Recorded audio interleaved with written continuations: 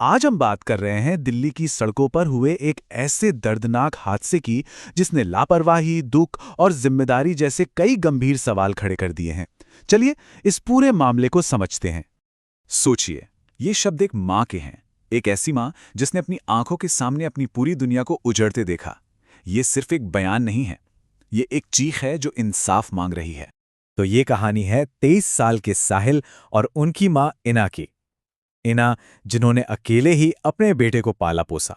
साहिल महज 23 साल का था। अपने भविष्य के लिए सपने देख रहा था, विदेश जाने की तैयारी में लगा था। और उसकी माँ, मतलब सोचिए, एक सिंगल मदर की 23 सालों की मेहनत, उसके सपने, सब कुछ एक पल में कुचल दिया गया। तो आखिर हुआ क्या था उस दिन? बात है 3 फरवरी की, जब एक तेज रफ्तार स्कॉर्पियो ने सब कुछ बदल कर रख दिया। देखिए, हुआ ये कि दोपहर के करीब 12 बजे एक स्कॉर्पियो भयानक रफ्तार से आई। उसने पहले साहिल की बाइक को टक्कर मारी, फिर वो रुकी नहीं, आगे जाकर एक कैब से भिड़ गई। और टक्कर इतनी जोरदार थी कि वो कैब घिसटते हुए आगे खड़ी एक बस में जा घुसी। एक के बाद एक 3 गाड़ियां। और इस हादसे का जो अंजाम हुआ वो बहुत ही भयानक था। साहिल ने तो मौके पर ही दम तोड़ दिया, और जो कैब ड्राइवर थे अजीत सिंह, उन्हें कई फ्रैक्चर आए, वो गंभीर रूप से घायल हो गए। तो सवाल उठता है कि इतनी लापरवाही से इतनी तेज रफ्तार में ये गाड़ी आखिर चला कौन रहा था? और वजह सुनकर शायद यकीन न हो। साहिल की मां का आरोप है कि ये सिर्फ तेज ड्राइविंग नहीं थी। गाड़ी चलाने वाला लड़का कथित तौर पर सोशल मीडिया के लिए एक हाई स्पीड रील बना रहा था। मतलब सिर्फ कुछ लाइक्स और व्यूज के लिए एक जिंदगी खत्म कर दी गई। और ये लापरवाही कोई पहली बार नहीं हुई थी। स्क्रीन पे ये जो नंबर दिख रहा है 13, ये कोई मामूली नंबर नहीं है। ये उन चालानों की संख्या है जो इसी गाड़ी पर पहले भी ओवर स्पीडिंग के लिए काटे जा चुके थे, 13 बार। और इसी बात पर इना का दर्द छलक पड़ता है। उनके ये शब्द सीधे सीधे पेरेंट्स की जिम्मेदारी पर सवाल उठाते हैं कि इतनी चेतावनियों के बाद भी उस लड़के को गाड़ी चलाने से क्यों नहीं रोका गया। इस हादसे के बाद कानूनी कार्रवाई तो शुरू हुई, लेकिन उस कार्रवाई ने इंसाफ से ज्यादा सवाल खड़े कर दिए।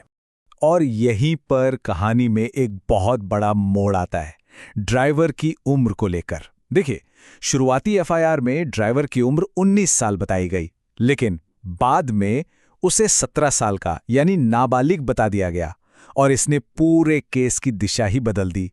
अब क्योंकि ड्राइवर को नाबालिग माना गया, तो उस पर भारतीय न्याय संहिता की इन धाराओं के तहत मामला दर्ज हुआ, जिसमें लापरवाही से मौत का कारण बनना और दूसरों की जान को खतरे में डालना शामिल है। और फिर 10 फरवरी को एक ऐसा फैसला आया जिसने पीड़ित परिवार को शायद और भी ज्यादा तोड़ दिया। आरोपी को 10वीं के बोर्ड एग्जाम में बैठने के लिए जमानत दे दी गई। तो ये सिर्फ एक एक्सीडेंट की कहानी नहीं है, ये एक ऐसी कहानी है जो हमारे समाज पर, हमारे सिस्टम पर कई गहरे सवाल और कभी न भरने वाले निशान छोड़ गई है। तो आज की तारीख में हाल ये है कि आरोपी नाबालिग जमानत पर बाहर है। साहिल की मां इना आज भी इंसाफ के लिए लड़ रही हैं। घायल कैब ड्राइवर अजीत अभी भी अपनी चोटों से उभर रहे हैं।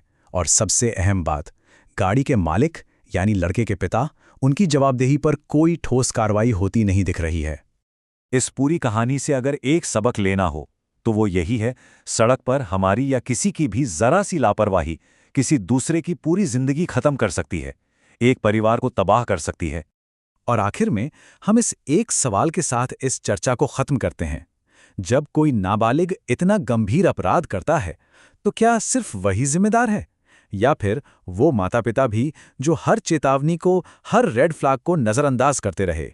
सोचिएगा जरूर।